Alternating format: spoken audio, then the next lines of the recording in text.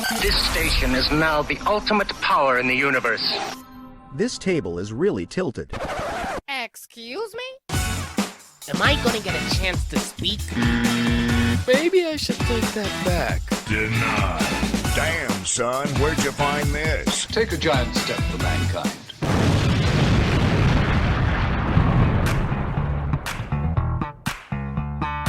Welcome to the Tilted Table with your hosts, Sean and Joe.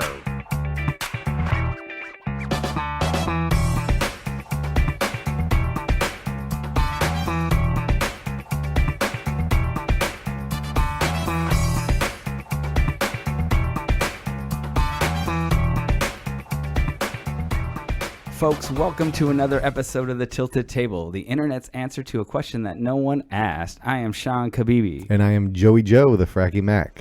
And today we're going to talk about businesses that we frequented a long time ago that are no longer around and maybe carry a lot of memories for us. A lot of great memories. Yeah, and maybe for you too, if you know some of these places. Now, I don't know what Joe's thinking about.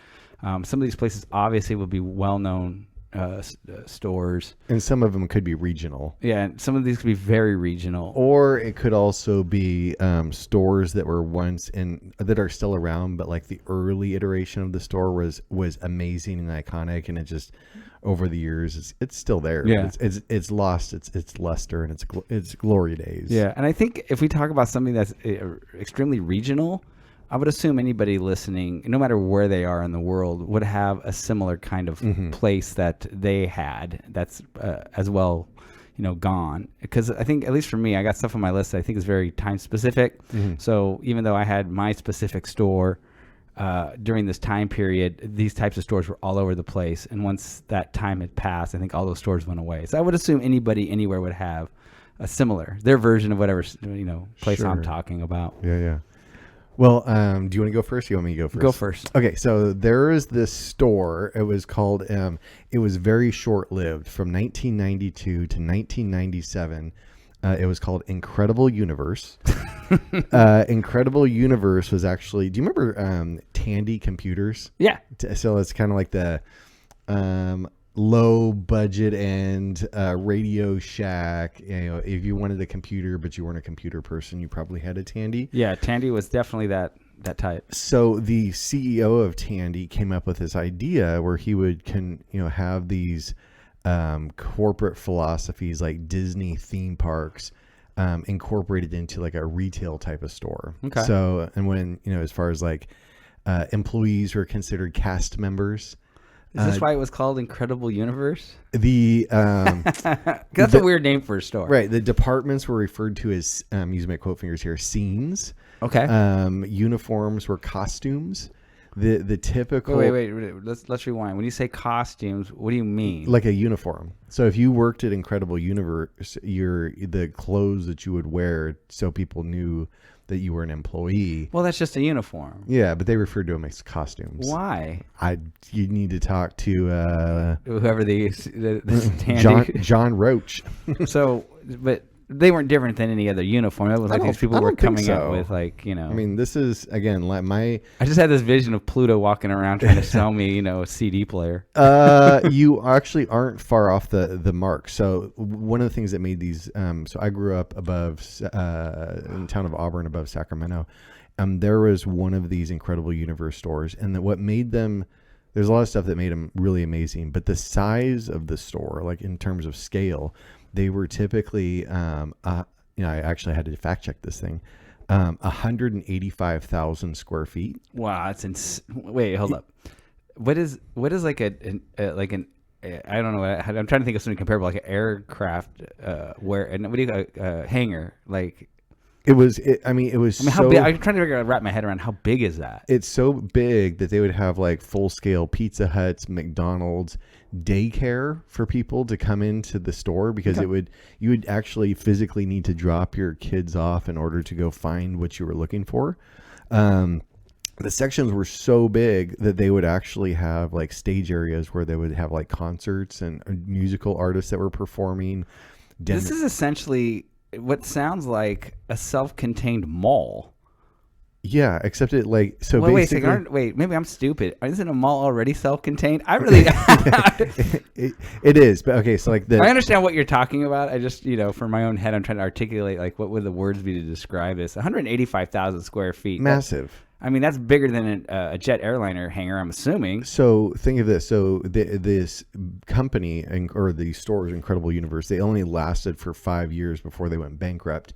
When they went bankrupt, one of the biggest issues that they had was what to do with the real estate, because there's nothing that you could repurpose it for. They were so unbelievably big that you could put 2 Costco's inside of just one of these stores. I wonder if you could just, it's America. We just tear shit down and then build new stuff. I think that's what they actually ended up doing. Yeah, I don't see that. Well, I can see. I don't know how enough about real estate in a commercial sense that is the first move to try to find someone to take over the space. I would assume that would be the first move, but but what businesses or retail industries would there be to take over Boeing, a jet? I feel like a hangar that could fit like 3 or 4 jet aircraft. I only got to go to the one that was outside of Sacramento, but it wasn't even near anything, because you need to also find the real estate that was big enough to actually house the thing. So it was in the middle of nowhere.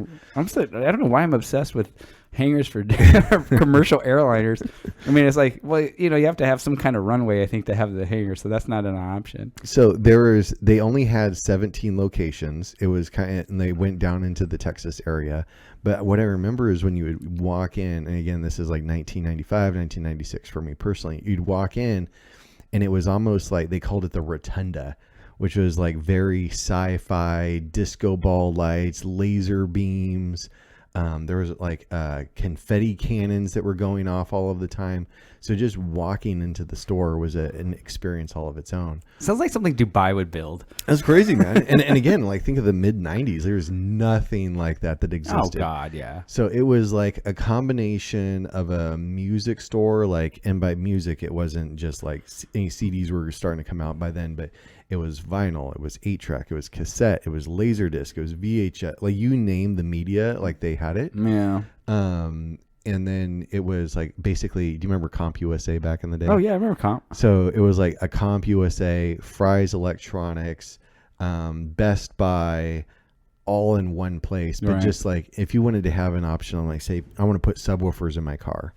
Most of these electronic places back in those days, you would have like, oh, we got Rockford Fosgate, we got the Sony Explodes, and we got like some Pioneer 6x9 combo on sale, right? Yeah. They had like, here's 42 different 8-inch subwoofer options in pairs, but if you want it 10-inch or 12-inch, we have another 60 different sets for you to review. So it was to your comment about walking into an aircraft hangar. That was just the subwoofer section. that was like, it was like going to the Louvre. Like you needed to like stay in a hotel if you wanted to explore the whole store. Yeah, okay. So I have great memories of Incredible Universe. It was really sad when they went bankrupt, and then when they did, after just 5 years, when they did just totally implode, most of all of those buildings just ended up sitting vacant or turning into. I did read that like one of them was redeveloped into down in Houston, Texas, into a community college. Okay, cool. Because the building was big enough, to house an entire college inside. Well, sounds like it's its own little city. Mm-hmm. Well, it's weird because I was telling Joe this earlier that when prior to the internet, you didn't get to pick what you wanted to buy all the time. You would go to a store and you kind of had an idea of what you wanted, but if they didn't have it, and then you'd have to go to a different store. Or you just made do. Or you figured out like, well, this is the best thing I can find. Mm-hmm. And then of course the internet, flipped that on its head, where it's like, if I can dream up just about anything, and there's a store that's selling it, and I can find it pretty quick. So you can think about, prior to the internet really taking off. In the 90s, the internet was starting, but these stores that were attempting to become a physical representation of what the internet actually is, a place where you can literally find anything you want. Yep. And yeah, I guess you would have to have it that big. Surprisingly, let's assume the internet never happened. I still think stores like this, I think they fail. I don't know why I think that. I shouldn't say that. Walmart, I think, is a good example of a store that tries to be everything to everybody. Mm-hmm. And it's obviously damn successful at it. People go to Walmart. Generally, people go to Walmart. First thing they think of when they go buy something often will go to Walmart because they know that Walmart probably has what they're looking for. Sure. Yeah. Jack of all trades. Yeah. So, I think that's interesting. I've never heard of Incredible Universe, but I definitely would have gone to it. But I think in the back of my head, places like that, I think I would have thought like this. I don't know how this thing is going to sustain itself. Well, one of the fun facts I was like, oh yeah, I totally forgot about that. They were big enough and had enough money for like a hot second to sponsor like the Dallas Mavericks, Sacramento Kings, Texas Rangers. So in those old days, like you would actually see Incredible Universe advertising in these different sports arenas. Yeah. So again, they existed for 5 years. It was a cool experience while it lasted, but yeah, I think remember back in the day, and then I'm excited to hear what you have to say, but when you go to Blockbuster or something, they give you like that little key fob thing that had the barcode. Yeah. So you didn't have to put a card in your wallet. Incredible Universe was like one of the very first places that you had like a membership and you had the little barcode thing to stick on your keychain. So it was like you had a little bit of cachet. When you'd pull out your keys and be like, oh, I see you there with your Incredible Universe frequent flyer card. I'm sure that got you laid plenty of times. Oh, yeah, man. Yeah. I tell everybody how I just upgraded my modem to the new 14.4. It's like, that guy over there, he's driving a Corvette. Yeah, Joe has the barcode membership to Incredible Universe. Oh, shit. Oh, man. Leveled up. Leveled up hard. It's like a Pokemon level up. Yeah. All right. Well, cool. Yeah, I never heard of it. I'm kind of fascinated by that. I'm surprised I haven't seen anything on the internet. I said me and you had shared that we watch a particular channel called Company Man. We talk about the rise and fall of various businesses. And you think, and I watch several channels that, cover those kinds of topics. I've never even heard of it. I think they would have covered it. Oh. They probably did. I just haven't seen the video. Either they did, and I'll try and find it for us both to watch, or... Again, it only existed for 5 years. It doesn't matter. It just like exploded and it was almost like the Big Bang in reverse. That even, requires a video to be made because things that were, especially as big as that thing was, and just overnight you have this massive, insane store that no one's ever seen before, a concept that's never been done. And then within a blink of an eye, it's just gone. Yep. So, you know what? I'm gonna jump in and I'm gonna give two examples that are related. One that I think everyone would recognize, and one that I think every town has this style of store. Is I'm gonna start with Tower Records. It's on my list too. Yeah, I mean, how can it not be? For anybody that was alive when did they go out? Like 99, 2000 ish started to go down. Yeah, I mean, if you, especially as a teenager, going to the record store and buying, albums was massive. And, you could buy this stuff at like a Kmart. There were department stores that carried records, but they always carried, your top 40 type stuff. You go to Tower Records to find the albums that you can't find anywhere else. Yeah, local bands, indie. And I want to go right back to you, but one of the very first stores was built in 1960 in Sacramento. Yeah. And that's the one that I remember growing up to and going with my mom and dad. I think that's the original one. Yeah. And they had like Tower Records, and then right next door, separate building or separate space was Tower Books. See, I don't remember Tower Books, which is weird because I'm a nerdy ass reader. You think I would have seen that? Maybe they just didn't have it where I was at. But yeah, I was, again, I was a big music guy. Started playing guitar when I was 15, 14. And I was into a lot of bands that simply were not, massive bands. They weren't necessarily small bands or local bands. But yeah, it was hard to find some of these records. You're watching MTV in the middle of the night and some awesome fucking rock bands on there. And you're like, I want that album.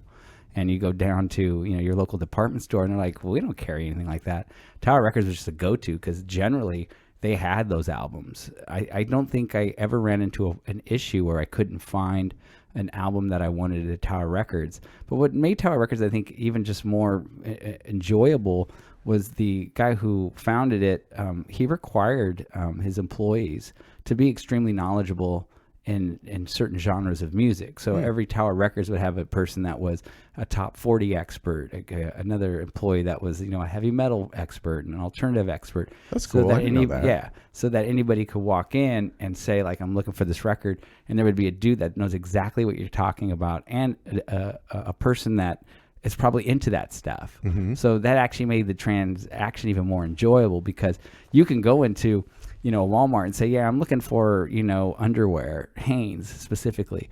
And it's usually like, okay, yeah, it's aisle 5 or whatever it is. He's not going to go like, oh, Hanes, bro, no shit, man. That underwear is, it fits tight. I like it.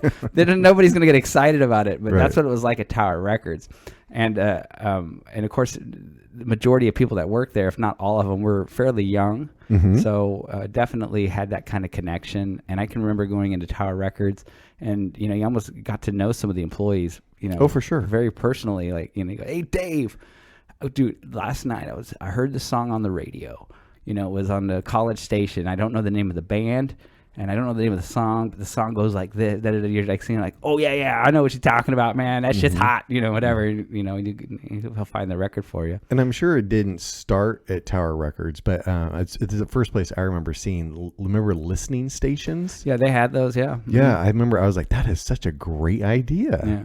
And that was actually one of the biggest problems with the music industry back then, because you couldn't return an album. And, not to knock the music industry as a whole, but at some point they're pumping out so much that if you heard a song that you liked, but I don't know what the other 10, 11, 12 songs on that record sound like, I'd like to know, because I'm not going to buy a record and just like, oh, this one song is good, but the rest of it's garbage. Right. But you had to take that chance. And one of the other things that was really an amazing nostalgic memory about Tower Records is they had a epic magazine section. Yeah, they did. Like, and by epic, I mean, whatever your hobby was, like, for example, like, I've gone through phases, but if I ever win the Powerball, one of the things I would like to buy is a donk. Do you know what a donk is? No.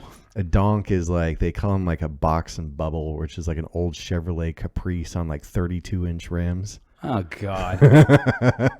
So they have donk or box and bubble is like its own automotive subculture, and good luck trying to find like glossy magazines on it. Yeah. But you could go to Tower Records and there would be like 15 different rim donk inspired magazines. Yeah. So it was great because you could look, say you walk in the store, it would be from the magazine section, as you probably remember, it would be from the front of the store all the way to the very back of the store. Yeah, they had a massive rack. Whatever your interest was. Yeah. And that was fascinating. It's interesting because when I first started to learn how to record music, at this point, there was nothing you could find that, like, how do you track recording when you buy, let's say a 4-track recorder, an 8-track recorder, say whatever it is. How do you record, mix, master music? And I remember the first time I was getting into that, the first place I went was Tower Records, because I knew they had magazines, these recording magazines that talked about, tips and tricks and how to do it. Although there wasn't like full on instruction manuals like that, but those magazines were really helpful for me when I first started learning how to record, produce music. Yeah. You can't go wrong with Tower. And this leads me into another store. Okay, real quick though, I want to piggyback on your Tower. One of the favorite memories of Tower Records, and I think this is the only store ever, I know there's different ones, but that I remember, and I think that this was like, I'm very wistful, I think is the word, is the employees and how casually indifferent they were to your presence. Right? So you would like say, like, to your earlier point, like, I'm looking for this album, right? And you would see 5 employees, and they didn't wear uniforms or whatever. Like, good luck if they even have a name tag. Right. And you would see a bunch of them behind the counter, and so you'd like go up and try and get one of their attentions to ask whatever your question was. And they were in their own little world, doing their own thing. They were mean about it, but it was like, it's one of the only stores like, hey, over here, I tried to buy something. Can you please help me? Well, I think that just goes with the personality of people who are into music. Maybe during that time where I don't know how to describe it other than like, I know everything about music. I'm too cool. Yes. That attitude just bleeds over into the way that they interact with you. I had some experiences like that. Most of them were pretty cool. Again, the Tower, model, which is there was somebody there that was into what you were into. So you get a little more, sort of back and forth that was positive. But you had to find that person. Yeah, but getting their attention sometimes was just like, because I think they had that attitude like, super cool. I'm too cool, man. And if you ask the wrong person for an album that you're looking for and that's not their jam, They just look at you like, you poser. Yeah. Oh, for sure. But you'll find that over there in the gay section, you fucking queer. It was actually kind of like that. But it was almost like being on your own, like, role-playing adventure or whatever when you go into one of those stores. Because you never knew the experience that you were going to get. You knew you'd have a good time and hopefully find what you're looking for, but it was like being on a quest going to Tower Records.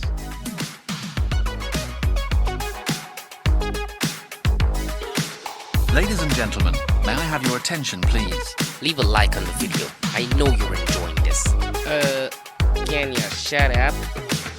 The internet's answer to a question that was never asked. The Tilted Table with Sean and Joe.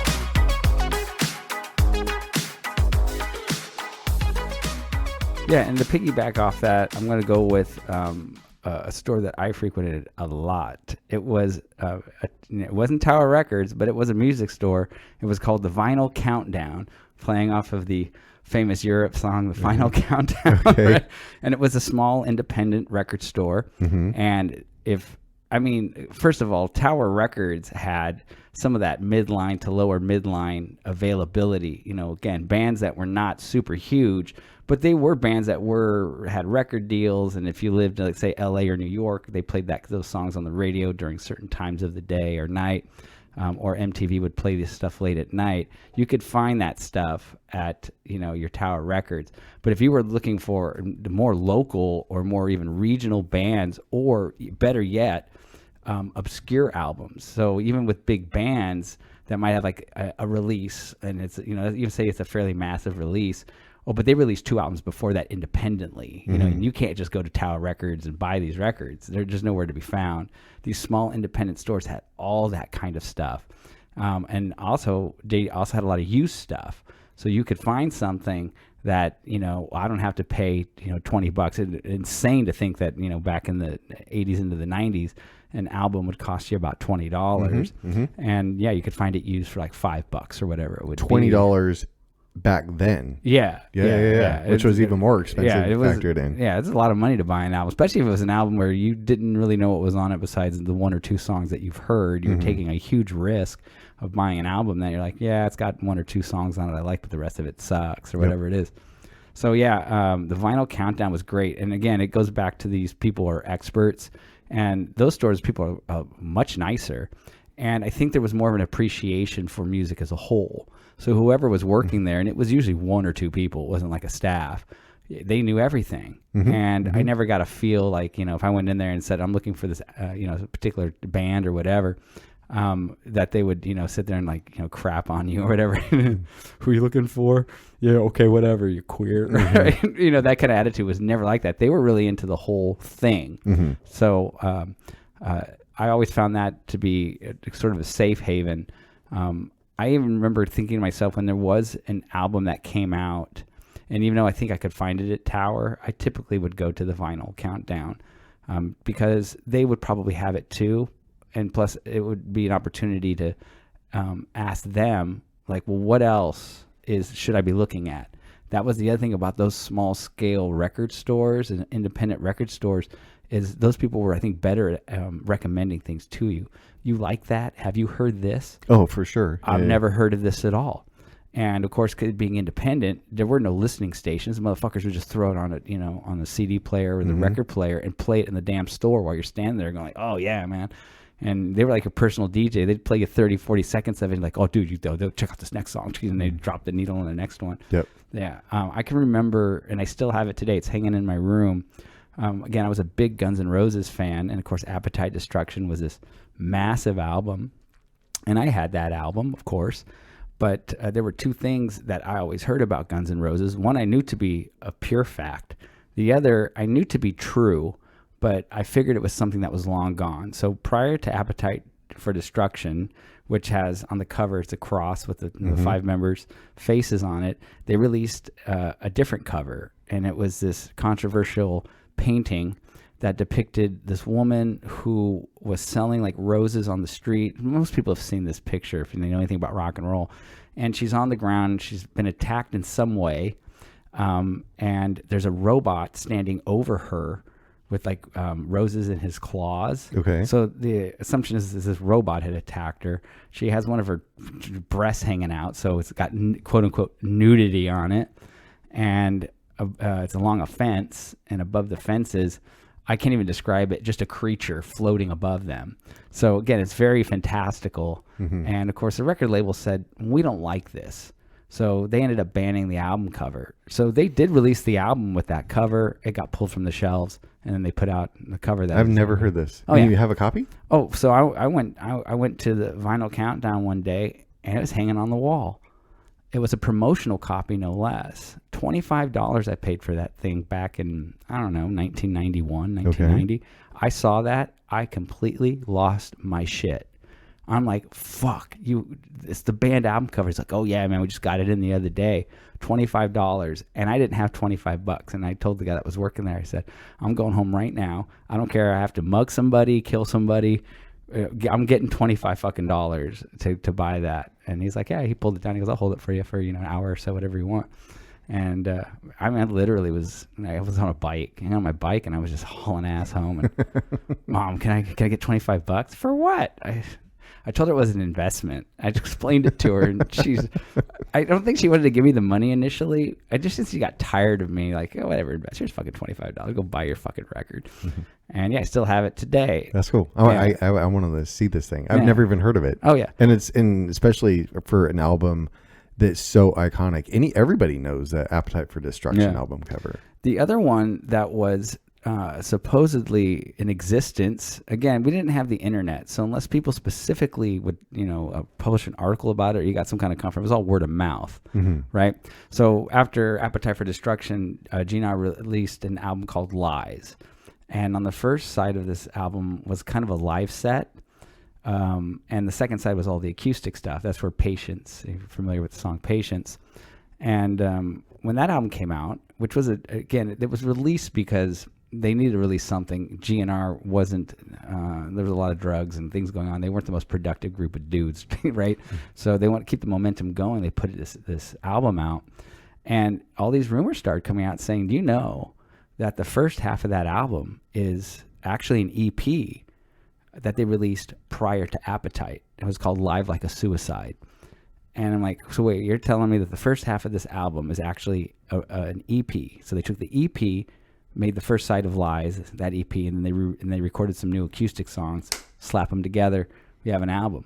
So out there supposedly is an album called Live Like a Suicide, and they only supposedly printed 10,000 copies of this. And I believed it to be true. I didn't have any reason to think it wasn't true. And eventually, of course, as time goes on, it is true. It's confirmed, right? And it was never a secret. Again, we didn't know. And I went into the Vinyl Countdown, and they had a copy of it. And I didn't buy it because I couldn't afford it. And I'm glad I didn't really buy it because... I just looked it up. I've never seen this before. Yeah, technically it's called Live Like a Fucking Suicide. They, put a bunch of those little icons to, right. cover up a cuss word. So, so that was kind of cool. You could go into those independent record stores and find things like that. And even discover, that was actually part of the fun, was to discover that there was an album in existence and you didn't know it. So I was a big Queensryche fan. But I came into Queensryche around Operation Mindcrime. So it was like, here's Operation Mindcrime. And it's one of my all-time favorite albums. And immediately you start back cataloging. Well, the album before that, Rage for Order, bought that. Before that, their debut album, The Warning, bought that too. I didn't know that they had actually released an EP prior to that. Just self-titled Queensryche. Okay. Didn't know about it. Now, it wasn't a secret. It was just, again, it's their first EP. It was released on the West Coast. It was a small release. It wasn't rare. I just didn't know it existed. And being in the Vinyl Countdown, just, thumbing through all the records, I'm like, what the fuck is this? Oh, yes, their EP, man. What? I didn't know about this. And they're like, yeah, man. Yeah, I bought it. Yeah, there's a lot to be said for, I do have a couple of my own little small music shop type experiences, but that's how I found Jedi Mind Tricks, the group. Yeah, Vinny Paz. Yeah, what wasn't because I was looking for it. It was literally one of those things I was checking out in front of this little counter in a strip mall, and the guy was like, hey, if you like this, have you heard of Jedi Mind Tricks? I'm like, what? Is that a group? And he, to your point, he just reached behind the counter, threw it on the CD player in the store, played the first track off of it, and I'm like, oh, I'll take a copy. Yeah. And I still have that. Yeah, I discovered Jedi Mind Tricks through a song that had a bunch of different rappers on it. The main song was by a rapper, I think his name was Loki. I've never heard of this dude. He's a big ass. He looks like a freaking security guard for, a major label musician. And I can't remember the name of the song. And it's got a bunch of different rappers on it. And Vinnie Paz is one of them. And he hits his verse. And I was just absolutely just taken by his style and his voice. He's a very interesting style and voice. Mm-hmm. And I'm like, who the fuck is this guy? And, and it's got, the names. And I didn't know who he was. It's just a list of names. So I'm just like, no, not him. There he is. And I looked up, oh, he's from this band called Jedi Mind Tricks? All right, let me check these guys out. Mm-hmm, mm-hmm. Yeah. Yeah. Well, those, yeah. I think the first song I heard was Fraudulent Cloth. See, you did such a good job on actually remembering titles. I can tell you like the artwork and all that, but I don't remember any of the song names. Well, and it's funny how, you and I didn't even discuss this topic before we hopped on here, but in terms of like great stores that don't exist or they've just evolved with time. Like one of the ones that it really was, it took Tower Records to a whole nother level is, 20 something years ago, I was in San Francisco, and that was right when Virgin Records had a superstore open down in the Market District. Uh-huh. And I remember walking in, so it's on the opposite end of that sales spectrum of, a local music, aficionado store or whatnot. I mean, mm-hmm. I remember it was 3 stories. It had escalators, and it was kind of like going music shopping inside of an airport. Oh yeah. But the displays and the screens and the listening stations and everything. I mean, that was a really amazing experience. And I still actually have a couple. I went there like twice because we don't live anywhere close to that, but.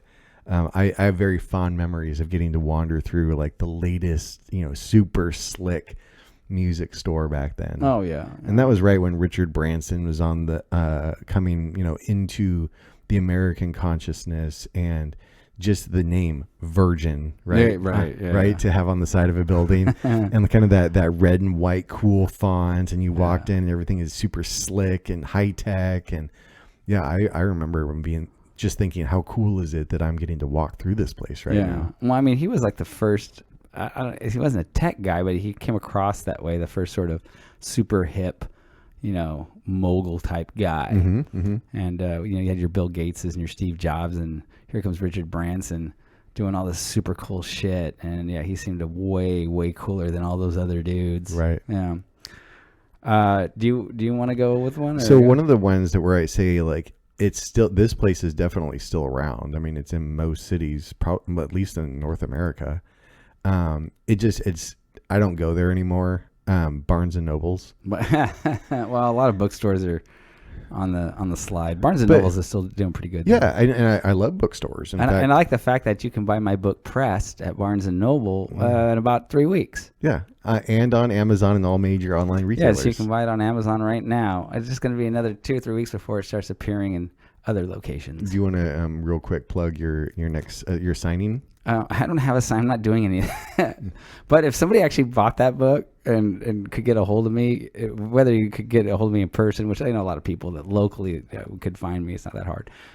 If you mailed it to me, I'd sign it. Yeah. I'd actually put a super custom message in there because, it's a pretty thick book. It would cost you a little bit of money to send it to me. Yeah.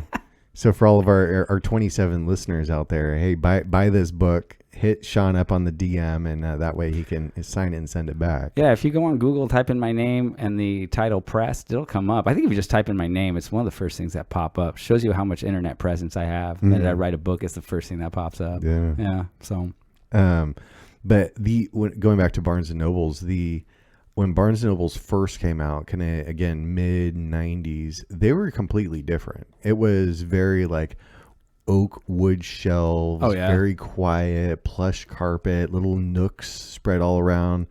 There's one of the store that was here in the town that we live in. It had like a little window seat on the second floor overlooking all the traffic. cool music playing. I mean, it was a vibe. And the organization, it was just books. There's no music. Yeah. There's no toys. Where, you go to the store now and it's, it's loud, it's busy, it's dirty. There's, of course you got, for books, you got to hit like every single subject, but it went from like, I really enjoy World War II history. It went from having an entire aisle on World War II history to now it's like, yeah, there's 2 shelves right there. Yeah.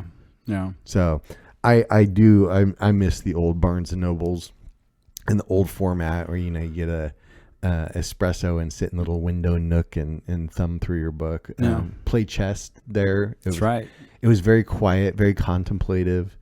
It was a wonderful experience. Yeah, Barnes and Noble, still a great place. And I'm impressed with the fact that they're still around. When you consider that music stores have largely disappeared, even now we're getting more and more, the old school used to be like specific stores for electronics, like your Radio Shacks, and a lot of these things. The good guys. Yeah, a lot of these things are disappearing because of technology and the way things have changed. And I think a lot of people would have said, well, books are going to go along with them.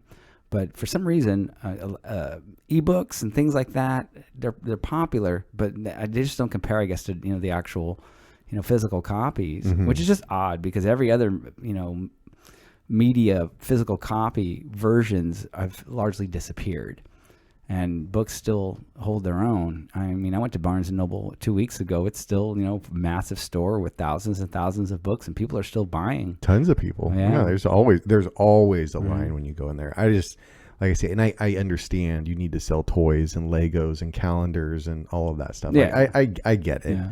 But again, for the purposes of this episode, I miss that old school, the version 1.0 Barnes and Nobles.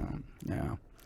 Well, the next one I want to touch on, they still exist in one form. They're called head shops now. And these are the places that will sell you things like bongs and pipes, for drug use. You need like a little vial with a spoon on it. But when I was a teenager, these stores, although had those things, they might have like a little case with that type of stuff in it.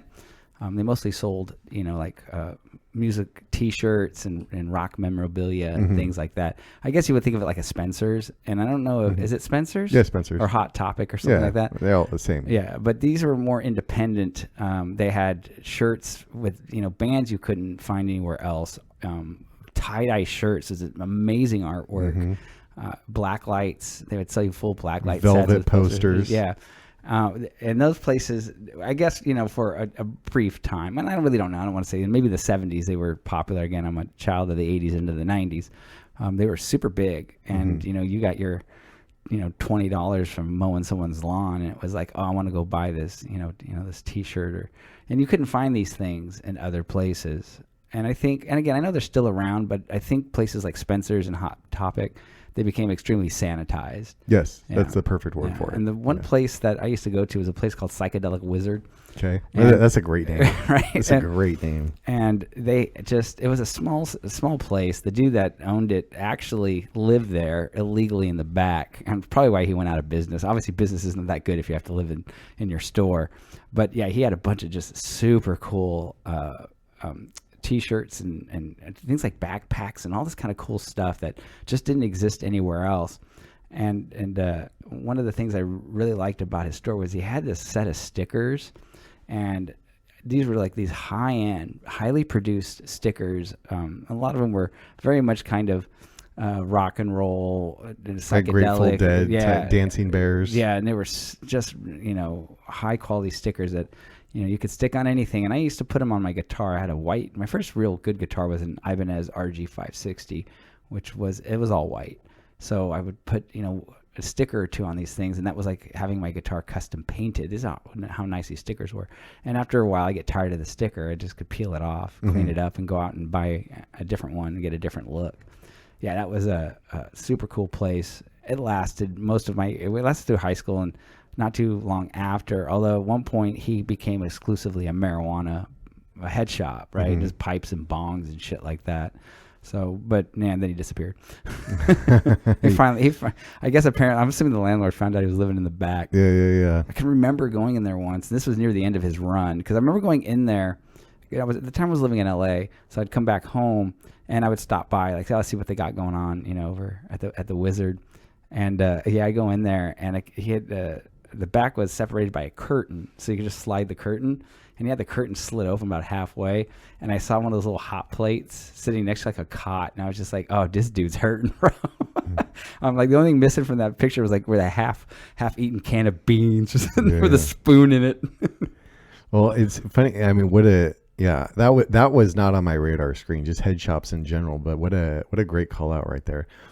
And I could tell you I've only been like 2, maybe 3 in my life. Yeah. But one of them was just within the past year.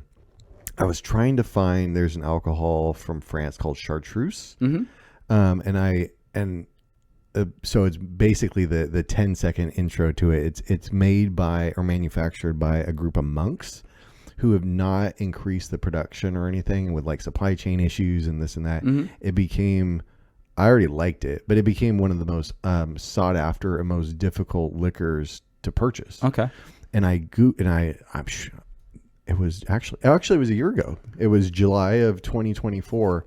I probably hit up 20 different stores and everywhere from Bevmo to Total Wine. Like they were all like, yeah, good luck, man. Distributors don't even have that. Okay. So, but when I Googled it, it was like, there was a head shop around the corner. It says that they had sold Chartreuse. And I'm like, are they allowed to do that? Along with edibles? Yeah. Right? So I rolled into this place and it was exactly what you can think of. It was some dude with like dreads that he'd been working on for 20 years and he has that little beanie hat to hold it all together, and the tie dye and the dirty cargo pants. Like, yo, man, what's up?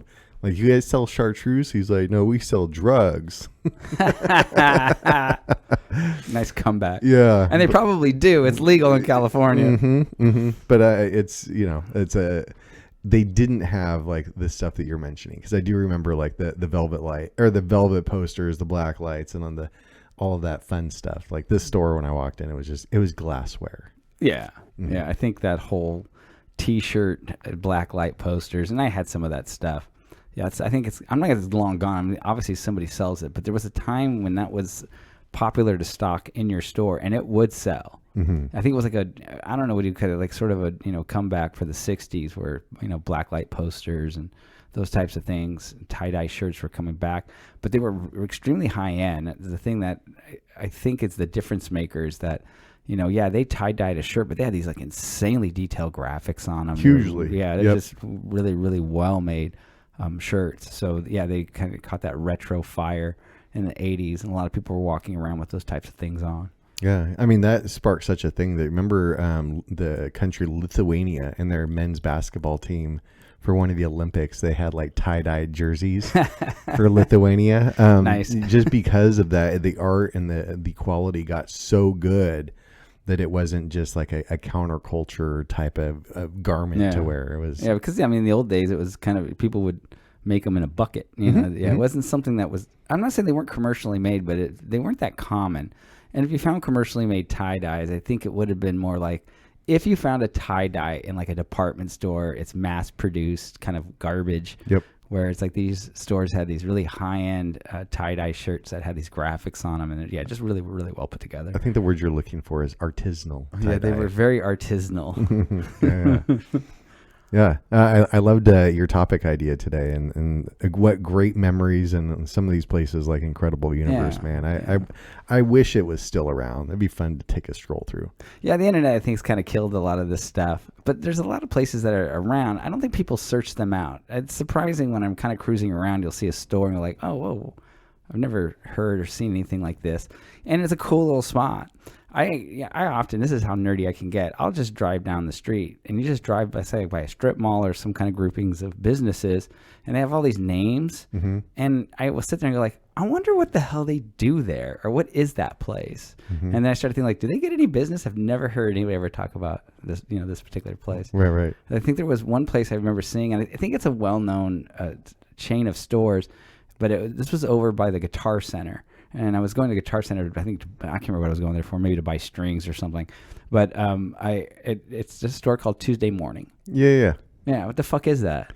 It was like a really garbage knockoff of Marshalls. It was like the Temu of Marshalls. No shit. But yeah, it was my first time when I saw that. And I'm like, what is that? And like, I don't know. Again, you told me what it is, but you see stores like that, and like, you don't even know. You think something would be super cool. I walked through there twice, and I remember asking Cookie, I was like, how do they pay their rent? Like, even if you had a good sales day, you're selling, $1 plastic flowers. Like, I don't know how you pay the rent. Well, it's all about, quantity, volume. Yeah. Well, I think if you were in a good part of town, you might hit that, but that's in a pretty shady part. Yeah, it's true. Mm-hmm. True. Shout out Temu. And Tuesday morning.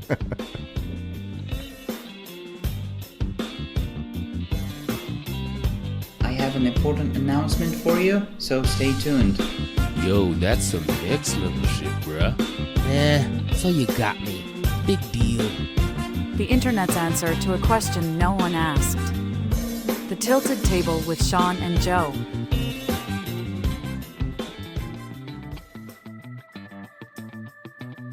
Folks, thank you for tuning into another episode of The Tilted Table, the internet's answer to a question that no one asked. I am Sean Kabibi. And I am Joey Joe, the Fracky Mac. And rest in peace to all the great stores of our childhood. I miss you, Sam Goody. Oh, man, we're about the warehouse. Peace. Peace.